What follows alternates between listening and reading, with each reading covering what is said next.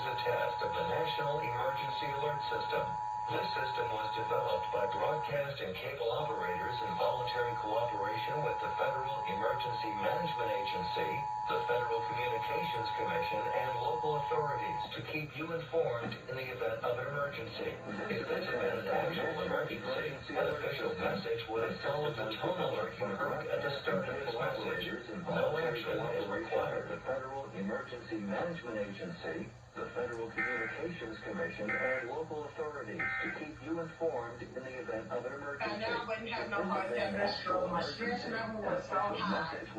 They sent me to my doctor. My doctor referred me to a therapist, which I send you a letter on page 12. If you look at page 12, it shows you my stress level.